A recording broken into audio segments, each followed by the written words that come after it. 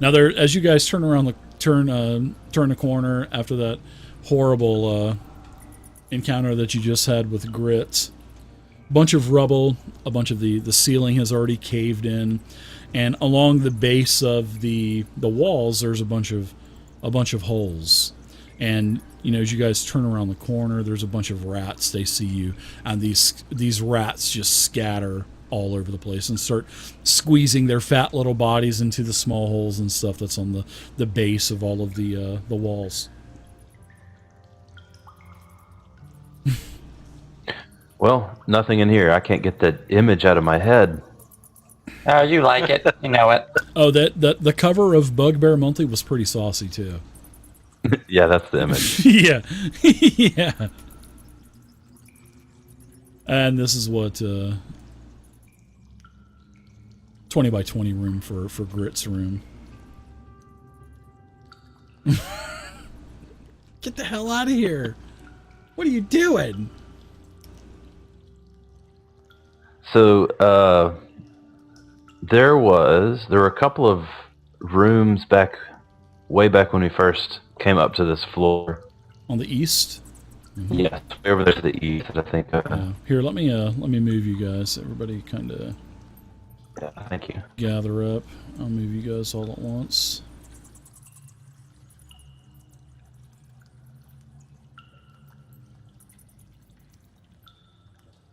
Alright, and then I'll sync the map to where you guys are at. Where we're at, there we go. Nice and easy. Nice little feature, huh? Alright, so what this is it's another one of those, actually all of these rooms. I'll just kind of uncover them now for you guys. These are all rooms where the dwarves are staying with their little runts and their wives.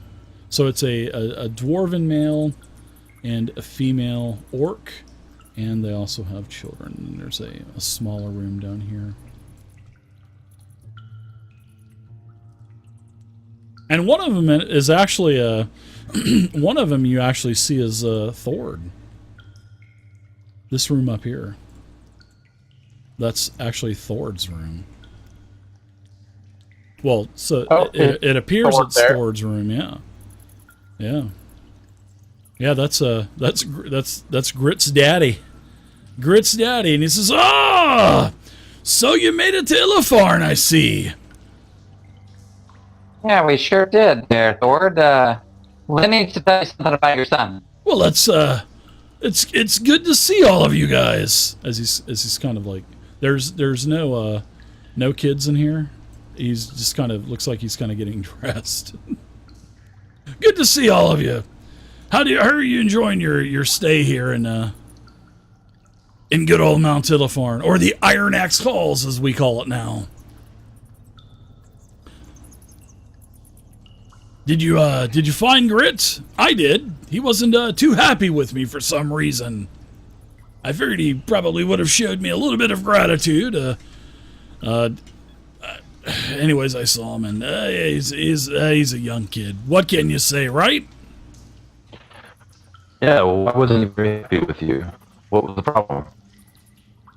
No, what do you mean, what's the problem? The problem was he took off and he didn't come looking for me. Him and his friend. I guess they thought I was dead and they just left me there. So I kind of laid into him a little bit. I mean, hey, if that would have happened to me, I would have looked for him. Yeah, let's, you guys want to take a quick little break? Well, like I said, Grit, he's into his music, he's into all that crap, and sometimes we just don't see eye to eye. I mean, he's a teenager, right? I mean, I was the same way when I was his age growing up, and we just don't see eye to eye. I think he should do more training. I think he should probably get into some type of craft, because I'm not going to be around to support him, and he needs to take care of it himself, but he doesn't want to hear that from me. Plus, there was the instance, years ago where, anyway, that's for another story. We'll have to, we'll talk about that later. Did you walk in on him? What do you mean walk in on him? No. What? Don't Oh. tell me you walked in on him. Did you walk in on him? We saw more of Grit than we wanted to. You did. Well, yes. You were the one who barged in. He ran in, actually. I did. I'm sorry to tell you this, but I did. I ran into Grit's room because we were searching for things, and it was a locked door, and we barged in because we didn't realize it was Grit's room, and there he was. Boy. 2 fingers going. I saw too much. Well, that's kind of the reason why he hates me too, is because I barged in on him once too. And then at the same time, I tried to give him the old, father to son talk, the birds and the sturges and stuff. And he didn't want to hear it. So that's another reason why he's mad at me. And they're kids though. I mean, he's a teenager. I hope he doesn't go blind. Is that what the gnomes say? When you make your wiener sing, you're gonna go blind if you do it too much? Us dwarves, we say it puts hair on your chest and also your back in some cases. Oh, so Thor, you made it here all right. It seems. Have you had any run-ins with the Red Wizard since you've been back? No, actually, I've been hanging out here with one of my friends here. We've been kind of catching up and doing any kind of winks, just doing a little bit of catch up, if you know what I mean. And I appreciate the hospitality. I actually stayed an extra night or an extra 2 nights in Daggerford. Boy, those were a couple of pretty wild nights. Boy, celebrating the death of the king. That was King Dervil's death, man. There should be more kings dying. I'm telling you that. There's all kinds of beer and women, and it was great. Right. Didn't you hang around for the celebrations, or no? We left right away. It's supposed to be going on for 2 weeks, so don't worry. It just started a couple days ago. You do know that he died, right? Oh, I heard King was there when he died. What happened? Yeah, Gimbal was talking was with there him. when he died. Yes. You were actually there when he died? You didn't... By Morden's beard! Don't tell me No, we didn't. You off the old man, did you? Gimbal pulled his finger. Gimbal didn't do nothing.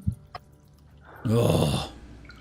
Well, if you did off him, I'd probably shake your hand. He was a prick. Well, he I died can't tell of you how natural many times I causes. was crushed by that damn goblin smasher door. They would move that damn thing around all over the place in here.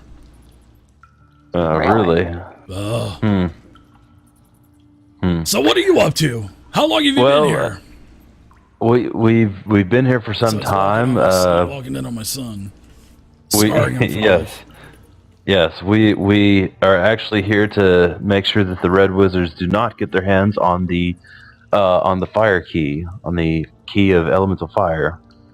Did you find Derwin's hammer yet? We have not yet. We spoke with Corin, and Corin says he knows where the hammer is. King crazy, huh? Hey, I wouldn't mess with that guy. Oh, he is a pretty stout warrior. He's always been known for having a good axe and also plus 15 to hit. So, but other than that, he is pretty much a badass. That's why he was king the whole time and still king.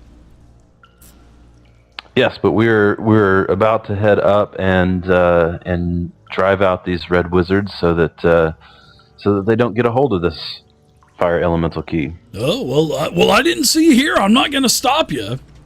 So, my friends, I'm going to kind of hang out here with my lady friend for a little while, and maybe we'll meet again. Maybe our paths will cross at another point in time. Very Try well. not walking in on grid anymore. Was you listening to that damn music again? That I think he calls it Elvish Presley and some kind of rockin' stone roll or something. I don't know. That stuff is horrible. Yeah, he ran in. He said, "I am the Dragon Slayer. I will slay your dragon." No, this is not how it happened at all. Oh, remind You me. did tell him you were the Dragon Slayer. Lynn turns around and walks away. Oh, nice. Well, where to now, guys? All right, we'll go. Let's go grab. Sock guy. What was his name? Vaughn. Vaughn. Well, that's a sock. What's the dwarf's name? Oh, you don't remember Aldo? If you would have named Aldo, I would have gave you an inspiration. But yeah, you're pretty much screwed. No, it's okay. Sorry. Yeah. You're pretty much screwed. Go Nothing grab for you. Vaughn and Aldo, and then let's head upstairs. Okay. So let's go ahead and you guys You want to stop by the vaults? Yeah, before we do that, let's stop by one of the vaults and crack her open. Oh. Yeah. Yeah. Now, I listened to this game, last week's game, and I heard some of the DM commentary, Oh. so I can't pick the vault, so someone else pick the vault. Oh, okay. So everywhere on the map that has, you can zoom back with your mouse wheel. Anywhere that has a arrows are the vaults that are left. So there's one down here to the south. There's there's 1, 2, 3, 4. I see 4 vaults. 4 vaults and 1 coin as I wink at 1 coin. Yeah. Right. So Lynn probably won't choose one. I'll leave that up to one of the others, like Lynn must have watched too. Cardos or. Let me take off this this mask. There we go. There we go. Lynn will say, I don't care that much for treasure. You can decide which vault you want to open. But if there's anything useful, Well, you guys just pick one out of character. 'Cause like I said, I listened to it. Gimbal didn't listen to the stream, but I did. So Because I'm sure Gimbal would lead the way to the vault. yeah, I'd go right to the good one. So, out of character, maybe we should do this one right here. Where I'm pointing. Which one? Okay. I don't see it. Yeah, this one right here. I'll zoom us in. Yes. There we go. okay. If everyone's okay with that? Sure. Yeah, Ready? of course. Yeah, so if that's the one that we pick, and Gimbal will go in and drop a coin. All right. So you get inside of there. You open up the safe. Coin. You hear it rattle around the gears, and it pops open. And there is a black cloth sack, and it seems like it's filled with some goodies. Oh, everybody loves goodies, right? Is it full of experience? That's wishful thinking, but no, that is not filled with experience. In fact, Maybe it next is filled with basically a nerf. An EXP sponge, so as you pick the bag up, everybody loses. It soaks your experience points. Nice. Yeah.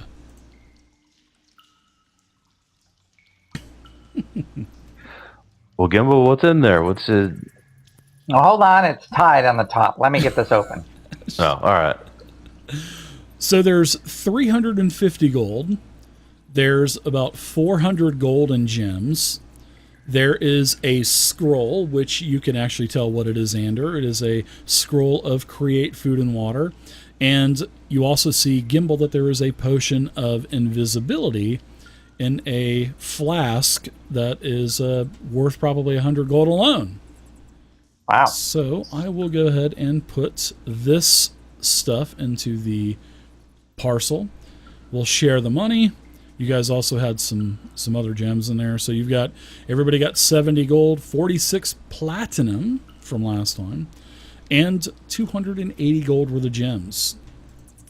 All of your XP has been awarded now. So this is your encounter with the Mad Dwarf, Vaughn.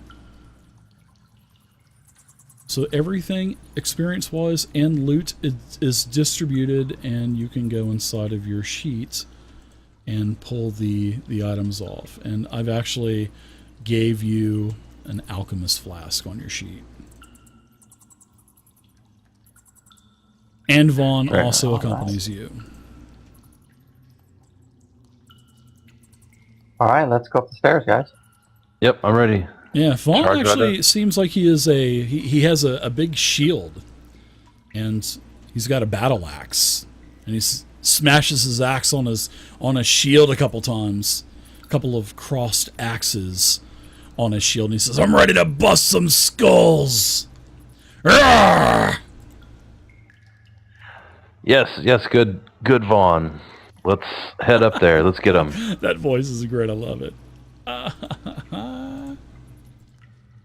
All right, so let's go ahead and we will open up another map for you guys.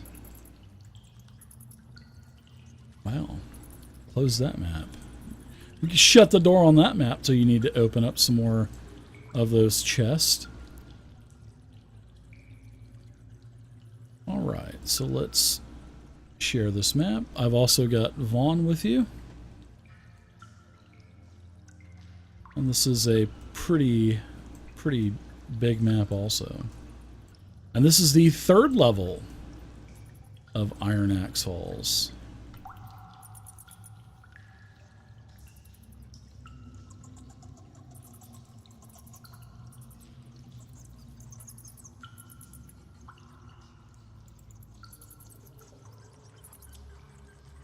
You ascend up to the 3rd floor as Vaughn has a small little mini keg that has some X's on it, and it says turnip fire brew.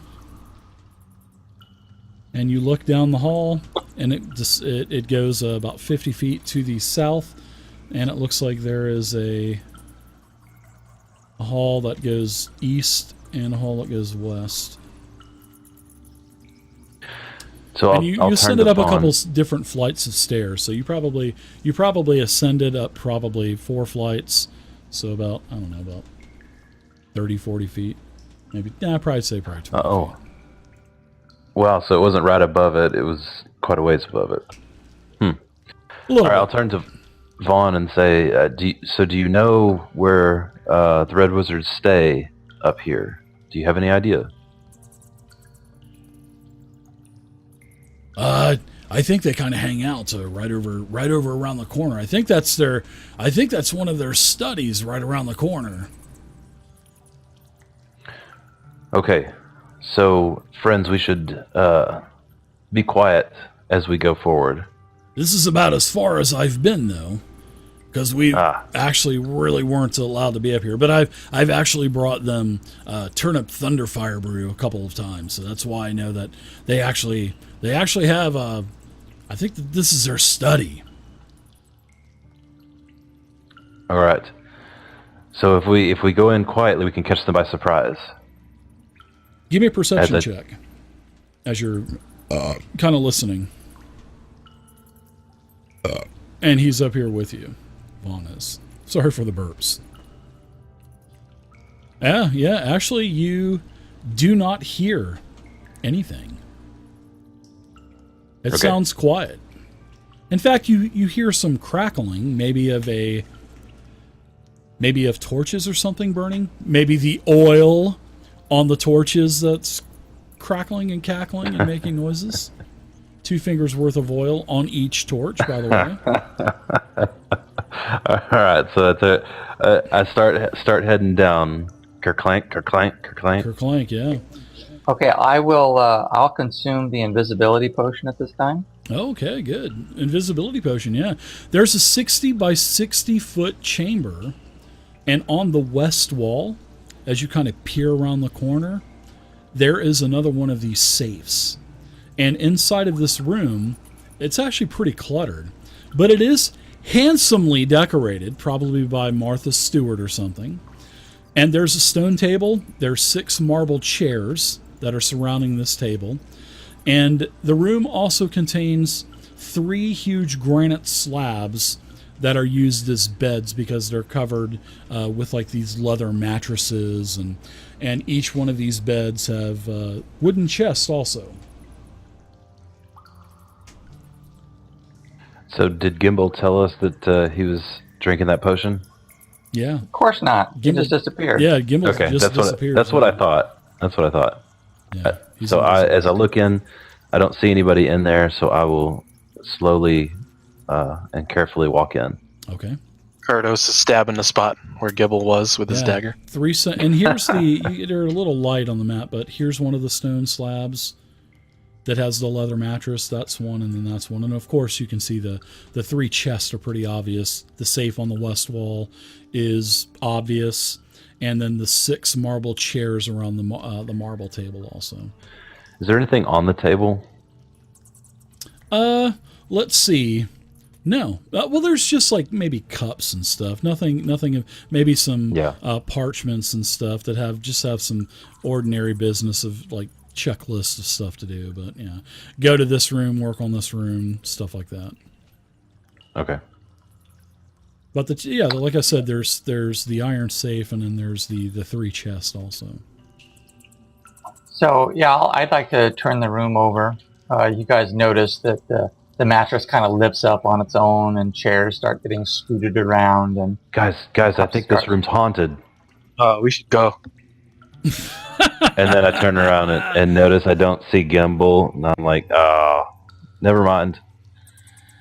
Gimbal, let us know when you're done. Is that Gimbal? Oh, he's so small, I can't even see him. Yeah, I know.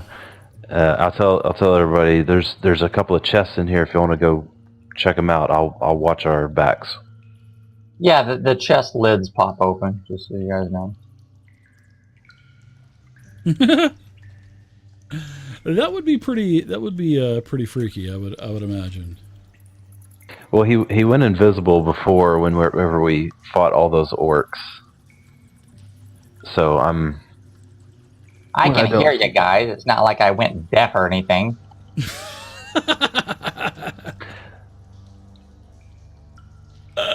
I just thought that this would be a little easier to get the jump on those red wizards.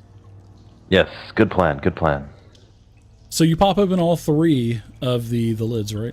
Hungry, take it easy, man. Take Well, it easy. Thanks for hanging as out. part of the investigation, I'll check. Sure. Poke around them, make sure, see if there's anything obvious just as far as the trap goes, and lift them open. Yeah, the cool thing about these chests is, they were locked, but I mean these things you could actually open it up. It's not like they were locked. They had a latch where the latch kind of gone, and you just pop it to the side and it pops out, and then you lift up, and each one of these chests, there's some pretty cool things inside. Now, there's a disguise kit in each one of these. There are some red robes, and there's let's see. Give me a perception check. Well, actually, with your investigation check, that's actually perfect because you needed to have a 13 anyway. And there is a successful bottom in one of the chests. There's a false bottom. Okay. You kind of pull it up, and there's a spell book. Oh, sweet! That goes in the bag. Wow, good find. Yeah. So this book kind of levitates up and then disappears. Yeah. So how many robes are there? Put these on, guys. Yeah, there's 3 wizards' robes, 3 red wizards' robes. Technically, I am a red wizard. You are red. That's true. Is that a safe over there in the wall? That is. Yeah, but we're out of coins. Oh, that's right. We used the last coin already. I've went ahead and I've added the other stuff into the party sheet. So you got 3 disguise kits, 3 red wizard's robes, and you've got 3 red wizard spell books. Actually, there's one in each one. You don't have to do. Oh, sweet. Yeah, you don't have to do the investigation checks on the others. So So could we disguise ourselves as red wizards? Well, that's what I'm telling you. I'm the one who doesn't need a disguise. No one can see me. This is true, but there's still 5 of us. Well, does the dwarf really need a disguise? I don't know. Oh, you're right. So maybe 3 of you could wear the robes, and maybe I could walk on my knees and pretend to be a dwarf. Yeah, you that think- would work. I think Maybe. you're drunk. And attach some like shoes to your knees, like my son. Yeah. He's like We my got a son is like disguise 6'9". So for Halloween, my son he basically enclosed his legs with boxes. Oh, And yeah. then he had shoes on top of the box, and it looked like he was standing on a box. It was so funny. So that's what he did, because he's super tall. He's a Sasquatch. So, But yeah, you got 3 red wizard robes, and inside of these spell books, because I'm sure that both Gimbal and Cardos, you guys would be taking a quick gander through these books, and you guys can read them. Yeah, absolutely. So in each of these spell books, there are 1st, 2nd, 3rd, and 4th level spells. Now, for 1st level, Burning Hands, Cause Fear, Mage Armor, and Magic Missile. For the 2nd level spells, there is Hold Person, Invisibility, Scorching Ray. 3rd level is Fireball. 4th level is Wall of Fire. Sweet. So pretty nice. And each these are red wizards that are probably here because their names and stuff are basically etched into the spell book, as you would have with your spell book. Well, they're never going to see these again, idiots, leaving these around. Unless they kill you and take your unless they take your spell books. And remember, if that last red wizard casts Fireball and you're looking at fireballs inside of that spell book. I put 2 and 2 together. Absolutely. Yeah. Oh yeah, be prepared. Get that counter spell ready. Yeah. So as you're coming back out of the room, Lintarm, you hear a wisping sound, like a very high pitched vibration, like a.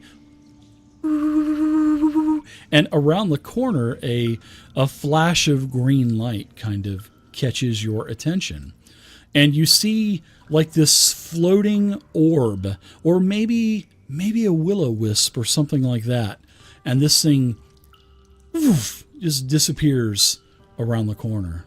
So would I recognize what it is? Would I be able to Give me a tell? nature check. Okay. You do not. You see it as a glowing orb of green light. All right, I'll at least tell Something everybody. that makes a bunch of noise. Ooh, and then it disappears. And does everybody Would we yell, hear that? green light, at the end? Yeah. I would say Gander probably would. So, Gander. Ander, give me a gander with a perception. So, Ander, give me a quick perception. And All right. That thing takes off. guys, I just saw a UFO. Same thing. He just, what was that? What? Let's see if we can give you the benefit of the doubt with Vaughn being with you guys. Shit. But then again, I'm Who's going to gonna do it believe with him, though? disadvantage because he's drinking that turnip beer. You know what I mean? So I think disadvantage 20. with Vaughn. Yeah, I mean, I think that would be pretty fair. And he finds an iron coin. Yeah, wouldn't that be awesome with double 20s? Oh, he doesn't even know what day of the week it is right now. He's just wanting to smash someone's skull in with his axe as he keeps kind of feeling the edge of the blade. Oh yeah, I'm gonna part hairs with you, baby. Or actually, yeah, he's got a battle axe. So I was hoping it didn't say battle hammer. Yeah. How about I use the inspiration to reroll that? Okay, it is 12:45.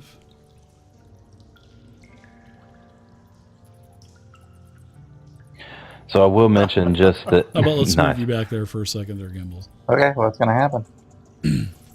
Oh, nothing's going to happen because Ander, he did a double take and he just, and then all of a sudden, Vaughn burps, and then this just obnoxious smell hits you in the face, like a like a bag of hammers. Just, oh, you're like, oh God, dude, dragon breath. I do let everybody know that our presence might be known now. There was a green light What do you mean? that hovered. There was a green light that hovered over in the corner and then A green left. light? What are you talking about?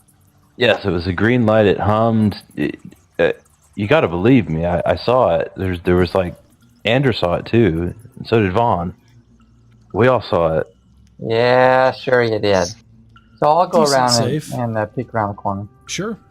There is a hallway that stretches quite a distance, about 50 feet or so. And at the end, you can see that it opens up into a large room.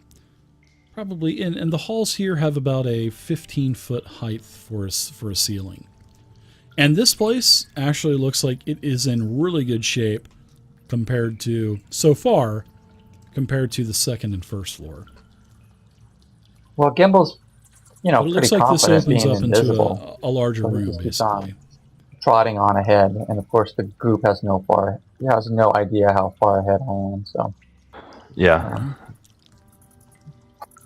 All right, So this, do wait for a little bit. Okay. What are you waiting for? Yeah, if you're waiting, you're gonna be I'm waiting counting. a while. I'm counting to 10. if you're gonna wait on Gimbal, I got bad news for you. Yeah. Okay, so Gimbal, as you get to the crossroads here, this is like a room with a four-way where there are corridors at the north, south, east, and west points. This chamber, in this room, in the corner of each one of these in the corner of this room, in every corner, which is basically a 30 by 30 foot room, there are 4 8-foot tall marble statues. And these marble statues are statues of dwarves. And every statue is pretty much unique in more ways than one. But they all kind of share a common trait. As you kind of look at each one of them, it seems like their eyes are following you, even as invisible. Well, that makes me stop for a second, and then I think about it and go, it's probably an optical illusion. So can I give an investigation check to see if that's what's going on, or if they can actually see me? Sure, you can give me an investigation check, and everybody else can move if you want to. You don't know that Gimbal's there anyway. Bump into him. Wow. So when they're coming down the hall, I'll tell them to stop for just a sec. Okay. So as you tell him to stop, and Ander basically stops beside you, you notice that the statue that is close to you and the statue that is on the opposite side of your side that you're on, those eyes continue to follow you. Now, as Ander pulls up beside you on your 3 o'clock, you notice that this statue here, because you said you were watching the statues, you notice the eyes of that statue and the statue in the southeast corner. Those eyes are now gazing at Ander. So I'll back up to here, and I'm still line of sight with one of the statues. Is he still following me? No. It is looking towards where Cardos is now. Guys, the statues are looking at you, just so you know. Yeah, and you can actually see that Cardos, and you can see that Ander. Now, these dwarf statues, they have different features on them. And one depicts a smiling female dwarf, and it looks like she's a commoner, and she's holding a flagon. And it's in the northwest corner, so in the upper left-hand corner. Now, there is another one in the upper right-hand corner, in the northeast corner, of a male dwarf priest, and he is wearing a holy symbol of Moradin around his neck. Now, in the, let's see, that was and also wielding a, let's see, that was the neck. Okay, around the neck, yeah, and then that is to the northeast. Now, also to the southeast, there is a female dwarf Looks like a blacksmith that has a hammer. That was a typo. I screwed that up. And that's to the southeast, and then the southwest, and that last one is in the lower right. And then in the lower left-hand corner, there is a male dwarf. Looks like he's a very renowned and very stout warrior, and he's wearing heavy armor, wearing a horned helm, and clutching a great stone axe. A stone great axe, basically. Well, guys, maybe it doesn't mean anything, but these things can see me, and they're looking around, so it's creepy to say the least. Yeah, and as you guys are, especially where you're in the middle of the room, Ander, and you're looking to the east, and, to where, let's see, what, Ander, this is, it is lit in here because there's a couple of, also there's some torches on the wall, and have some sconces in them, magical fire. Now, to the east, you notice that you're kind of like, what the hell is that? And then you look a little, and your eyes kind of tune in, and then you start to smell some kind of like a burnt, smoldering smell. And it looks like there's a pile of corpses in the room to the east. And on the wall in the room to the east, there is a coin safe. There's another one of these safes, and it's on the east wall. Hey, Gimbal, there's another safe.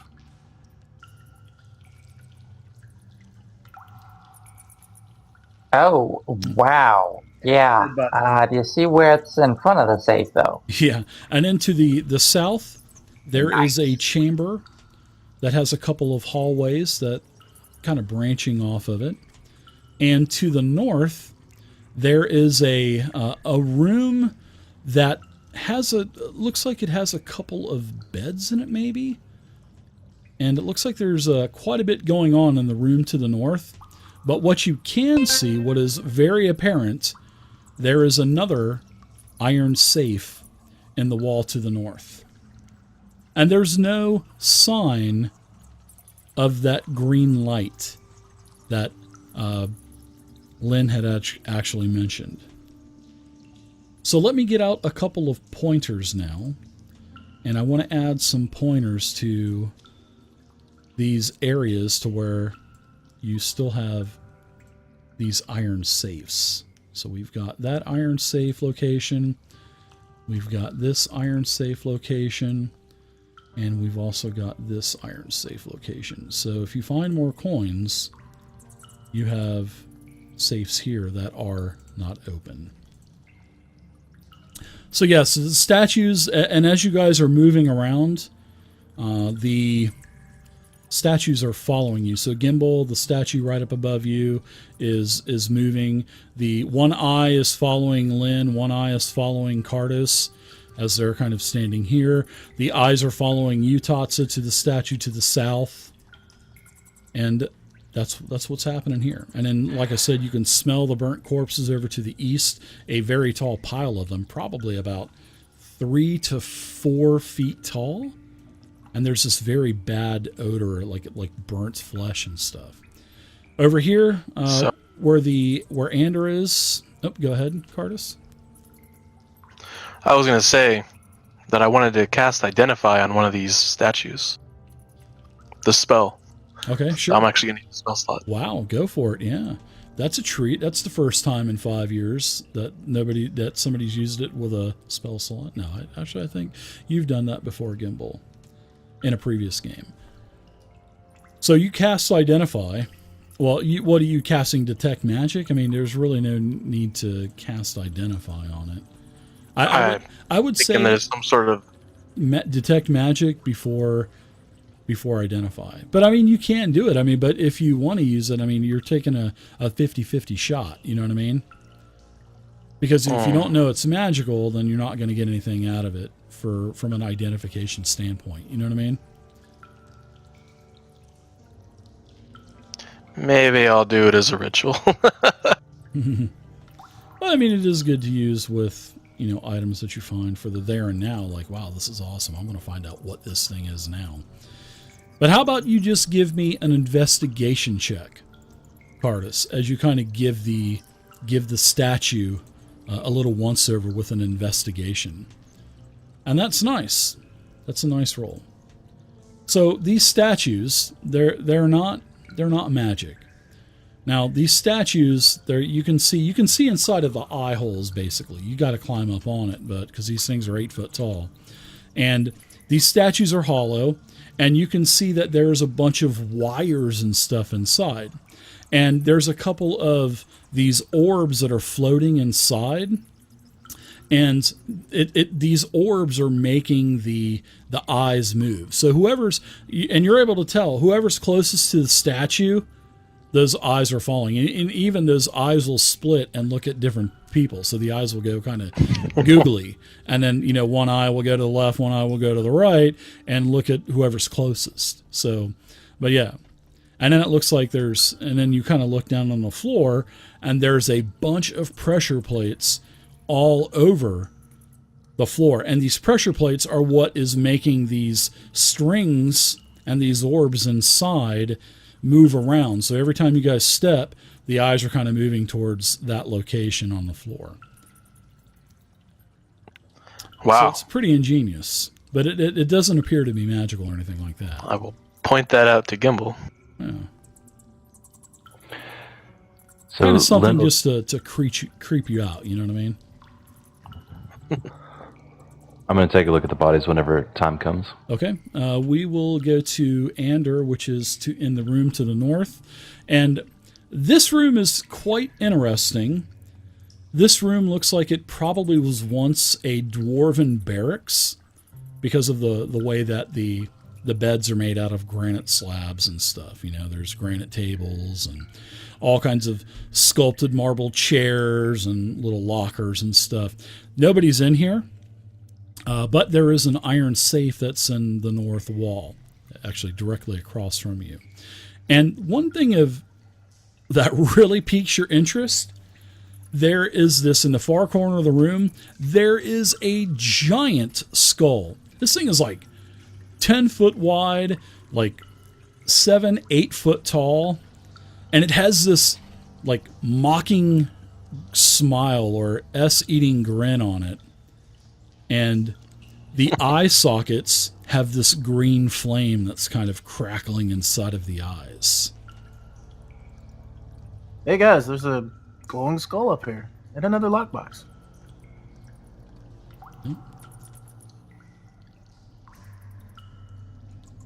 Now we'll talk about the room to the east as Lynn, you make your way over there, and I will also accept your move, Cardus. Now this room, like I said, has a bunch of dead, burnt corpses, and you can see that on the northeastern corner kind of opens up into another hall. And this room here is definitely this has a huge smoldering pile of corpses that fills the entire middle of the room. And you see that the bodies have charred flesh and a bunch of bone is protruding. All kinds of humanoids and animals that are kind of all mixed in. And on the eastern wall, there is an iron safe there also, and I've already put a marker on there. Now, to the north of this corpse-filled room, there is a larger room that adjoins with it, and you can tell that you can actually, from where you can see, there is one of these rooms that's emanating an aura from the floor, sort of like all of the other rooms that you've seen. Okay. And the corpses you said were a bunch of humanoids and animals? It's like dwarves and orcs, or is it just a mixture of... It's a Heinz 57. It's got animals in there. It's got humans. It's got elves. And the one other thing is, I want you to give me a perception check while you're there, Lentarm. Oh man, you are clutch, because that's what I was wanting, a DC 10. Now, out of the corner of your eyes, you do see a man, which you can definitely tell that this is another one of those red wizards. And this is sort of like deja vu for you, because this red wizard looks identical to the red wizard that you just killed, pretty much. and he kind of peeked around the corner with a torch. And then as you guys made eye contact, he ducks around the corner and then disappears. What? All right, so I yell out to everybody, another red wizard. What, the same red wizard? What, there's another red wizard. Yeah, it looked just like the guy that you just killed on the last floor. And then he sees you, you see him, his eyes light up, and then voila, he vanishes back around the corner. And that's where we'll go ahead and we'll end for tonight.